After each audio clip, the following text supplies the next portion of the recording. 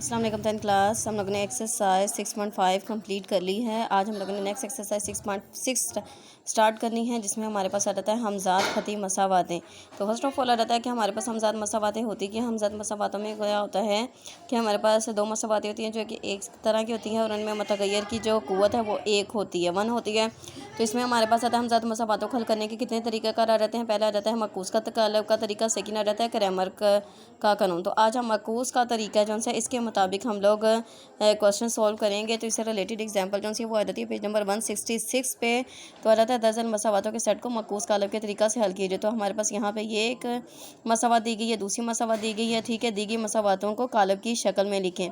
तो एक्स के जो कोफिशिएंट है, वाई का कोफिशिएंट ये लिख लिया, एक्स का कोफिशिएंट, वाई का कोफिशिएंट, फिर एक्स लिख लिया। और इसके अलावा ठीक है, इसी तरीके से हमारे पास पहली जो इक्वेशन है एक्स का कोफिशिएंट, वाई का कोफिशिएंट ये लिख लिया। दूसरी मसावात में एक्स का कोफिशिएंट, वाई का कोफिशिएंट, एक्स और वाई लिखा। फिर हमारे पास कांस्टेंट नंबर 7 और 12 को एक कालब की शक्ल में लिख लिया। इस कालब को हम ए का नाम दे देंगे और वेरिएबल का जो कालब है इसको एस का नाम दे देंगे, कांस्टेंट नंबर का जो कालब है इसको बी का नाम दे देंगे। यहाँ पे इन्होंने डिफाइन भी कर दिया है कि एक इसको हम लोगों ने ए का नाम दिया है, इसको एक्स का नाम दिया है और इसको बी का नाम दिया है। जब क्वेश्चन सॉल्व करते हैं तो इस तरीके से प्रोमिनेंट करने की इतनी ज़्यादा ज़रूरत नहीं है, जस्ट इस तरह यहाँ तक लिखना है। नेक्स्ट आप लोगों ने इससे आगे जब भी मकूस का तरीका करना है तो आप लोगों ने सेकंड स्टेप क्या करना है कि ए एक्स इधर ही रहने देंगे, ए यहाँ पे प्लस है, सेकंड साइड पे जाके ए इन्वर्स हो जाएगा। कैसे कि X is equal to A inverse into B. अब ये इन्वर्स बी आया कैसे है कि यहाँ पे ए जो है वो मल्टीपल हो रहा है, सेकंड साइड पे जाके डिवाइड हो जाएगा। लेकिन जब इसकी पावर, जब इसको ए के ऊपर की तरफ शिफ्ट करेंगे न्यूमिनेटर में, तो उसकी पावर क्या हो जाएगी, नेगेटिव। तो हमारे पास आ जाएगा X is equal to inverse B. अब यहाँ पे हमारे पास ए इन्वर्स हमें पता है कि है हमारे पास ए कालब का मकूस है। ए कालब का मकूस मालूम करने के लिए हमारे पास फॉर्मूला रहता है एडजॉइंट ऑफ ए ओवर मक्ता ए आ जाता है। तो इसके लिए फर्स्ट ऑफ ऑल आप लोगों ने हमेशा पहला स्टेप क्या करना है कि ए का मक्ता मालूम करेंगे। अगर तो हमारे पास एक गैर नादर कालब हो, अगर तो यहाँ पे जीरो आ जाए तो कह देंगे हल मुमकिन नहीं है। गैर नादर कालब मतलब कि वो जीरो के बराबर नहीं, तो फर्दर हम लोग हल करेंगे। तो इसमें हमारे पास आ जाता है जी, हम लोगों ने ए का मक्ता मालूम कर लिया, -1 आ गया। फिर एडजॉइंट ऑफ ए भी मालूम करेंगे, यहाँ पे डायरेक्टली किया हुआ है। तो A inverse is equal to 1 over A का मक्ता लिख लिया, एडजॉइंट ऑफ ए 1 ओवर लिखा, ठीक है। ए बटा आ गया हमारे पास कालब ए की वैल्यू, मक्ते की वैल्यू आ गई। फिर एडजॉइंट ऑफ ए मतलब कि हम लोगों ने इन दोनों की जगह तब्दील आपस में कर लेनी है, -7 3 और जो हमारे पास गैर वितरी अरकान है उनके साइन अलामतें चेंज कर ली। अब -1 को अंदर तमाम के तमाम एलिमेंट्स के साथ मल्टीप्लाई किया लिया है, ओके। नेक्स्ट हमारे पास आ जाता है, ये हम लोगों ने ए इनवर्स की वैल्यू फाइंड करनी है। लेकिन अगर ए के 1 के अलावा कोई वैल्यू होती तो उसको भी आप लोग मल्टीप्लाई भी कर सकते थे इसी स्टेप में भी। और इसका एक मेथड ये भी आ जाता है कि उसको लास्ट स्टेप में भी मल्टीप्लाई कर लेते हैं। तो यहाँ पे क्या किया है जी, जी 9 क्लास। तो यहाँ भी हम लोगों ने नेक्स्ट स्टेप करना है, X is equal to A inverse B आ जाता है। तो ए इनवर्स की जगह पे जो भी हम लोगों ने इनवर्स फाइंड किया वो इसका कालब लिख लिया, ठीक है। बी की जगह पे बी का जो कालब था उसको लिख लिया। अब क्या करना है, इन दोनों को ज़रब करना है। 7 7 49 आ जाता है।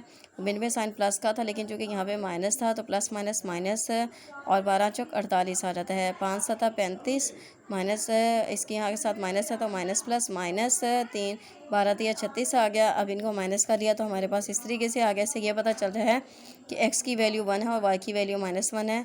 अगर चाहें तो जस्ट इस तरीके से लिख लें, चाहे तो सोल्यूशन सेट के फॉर्म में लिख लेंगे। तो हमारे पास मकूस का तरीका का जिससे रिलेटेड आज हम जो सी एक्सरसाइज 6.6 का क्वेश्चन नंबर 2 करेंगे, ठीक है। जहाँ पे आ जाता है हमजाद मसावातों को मकूस के तरीका से हल कीजिए, जहाँ मुमकिन ना हो तो इसका हल वजह भी बताई है। और 9 क्लास है 10 क्लास सॉरी, इसके अलावा हमारे पास मकूस के तरीके पे यहाँ पे पेज नंबर 170 पे भी सॉल्व किया गया है, ठीक है। आप लोग देख सकते हैं कि जिसमें इसी तरीके से ए का मक्ता मालूम किया, फिर जॉइंट ऑफ ए मालूम किया, फिर X is equal to B, X is equal to inverse B.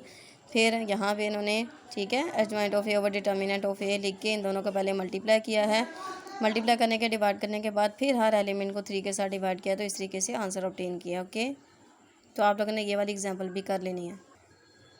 Example discuss करने के बाद अब हम क्वेश्चंस पे आ जाते हैं। क्वेश्चन जो 2 है इसका पार्ट नंबर 1 में आप लोगों को बताती हूँ, ठीक है। फिर पार्ट नंबर 2 भी एज इट इज़ है, पार्ट नंबर 3 भी एज इट इज़ है, पार्ट नंबर 4 भी एज इट इज़ है। तो आज एग्जाम्पल के साथ क्वेश्चन नंबर 2 का आप लोगों ने पार्ट नंबर 1 2 3 4 ये करने हैं, ठीक है। पार्ट नंबर 1 से लेके जस्ट पार्ट नंबर 4 तक। कल इंशाल्लाह ताला हम लोग क्वेश्चन नंबर 1, पार्ट नंबर 5 6 और क्वेश्चन नंबर 3 करेंगे, ओके। तो करते हैं स्टार्ट पार्ट नंबर 1। जी 10 क्लास में हमारे पास जो पार्ट नंबर 1 आ जाता है, इसमें देखिए कि हमारे पास यहाँ पे मसावातों की शक्ल में लिखा हुआ है। हम लोगों ने इसको लिखना है कालबों की शक्ल में, ठीक है, कालबों की शक्ल में लिखने से। और आप लोग जब जितनी प्रैक्टिस करते जाएंगे फिर आप लोग डायरेक्टली भी लिख सकेंगे, ठीक है। तो ये हम लोगों ने कालब लिखा, कालब लिख लिया इस तरीके से। और x का कोफिशिएंट क्या है हमारे पास 2, y का कोफिशिएंट क्या है -5, x का कोफिशिएंट क्या है 3। फिर हमारे पास आ जाता है जी 7 का कोफिशिएंट, y का कोफिशिएंट क्या है -7। यहाँ पे हम लोगों ने कालब लिखा और इनके जो हमारे पास वेरिएबल थे x और y उनको एक कालब की शक्ल में लिख लिया। फिर जो कांस्टेंट नंबर है उनको अलग से एक कालब की शक्ल में लिखा। अब इस कालब को नाम दे दिया हम लोगों ने a का, इस कालब को नाम दे दिया x का और इसको नाम दे दिया है b का। ओके, क्योंकि जब हम लोग मकबूस के तरीके से हल कर रहे हैं तो यहीं पे आप लोगों ने कर लेना है x = a इन्वर्स b। अब यहाँ पे हम लोगों ने ए इन्वर्स मालूम करना है, मतलब कि ए का मकूस मालूम करना है। इसको मालूम करने का फॉर्मूला हमारे पास आ जाता है ए का मक्ता एडजॉइंट ऑफ ए, जो कि हम लोग एक्सरसाइज 6.5 में यही वाला काम बहुत ज़्यादा डिटेल से कर चुके हैं। अब हम लोग फर्स्ट ऑफ ऑल क्या मालूम करेंगे, ए का मक्ता मालूम करेंगे, ठीक है। हमेशा हर सवाल में पहले ए का मक्ता मालूम करना है कि आया ये नादिर है या गैर नादिर है। तो लिखा 2 - 5, फिर लिखा 3 - 7। वितरी अरकान का हासिल ज़रब आ जाता है माइनस अकॉर्डिंग टू फार्मूला, फिर -5 को मल्टीप्लाई करना है 3 के साथ। तो हमारे पास 7 2 आ जाता है 14, -14 2 7 14, माइनस प्लस 5 3 15, 15 में से 14 निकाल दिया तो हमारे पास आ जाता है 1 और ये 0 के बराबर नहीं है। तो इसका मतलब ए हमारे पास क्या है, एक गैर नादिर कालब है। इसका मतलब कि हमारे पास हल जो सा है वो मुमकिन है। तो अब क्या करेंगे, हम लोग एडजॉइंट ऑफ ए मालूम करेंगे। जी 10 क्लास अब एडजॉइंट ऑफ ए जब हम लोग मालूम करते हैं तो हमारे पास क्या होता है कि वितरी अरकान की आपस में जगह तब्दील कर दी जाती है। 2 की जगह पे आ गया -7 और -7 की जगह पे आ गया 2। बाकियों की हम लोग अलामतें चेंज कर देंगे। -5 है तो +5 हो गया, +3 है तो -3 हो गया। ओके, अब हम लोग फार्मूले में एडजॉइंट की और मक्ते की वैल्यू पुट करते हैं। जी 10 क्लास तो इस तरीके से हम लोगों ने लिख लिया। इनवर्स = 1/a आ जाता है एंड एडजॉइंट ऑफ ए आ जाता है।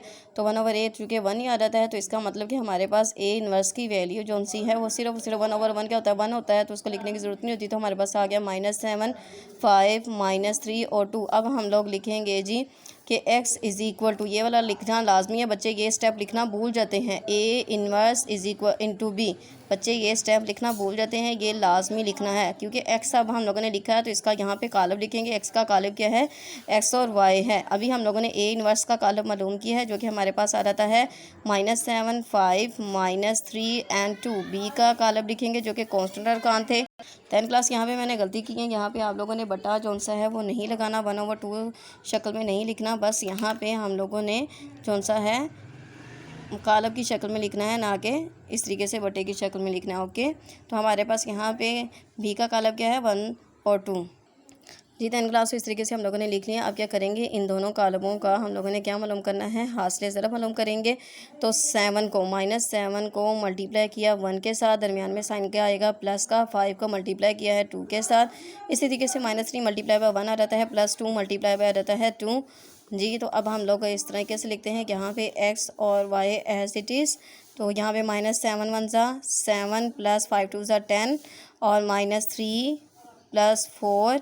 तो इसी तरीके से अब हमारे पास आ जाता है जी 10 में से 7 को माइनस किया तो आ जाता है हमारे पास 10 में से 7 को माइनस किया तो हमारे पास आ जाता है 3, ठीक है। 10 में से 7 को माइनस किया आ जाता है 3 और 4 में से 3 को किया जाता है 1।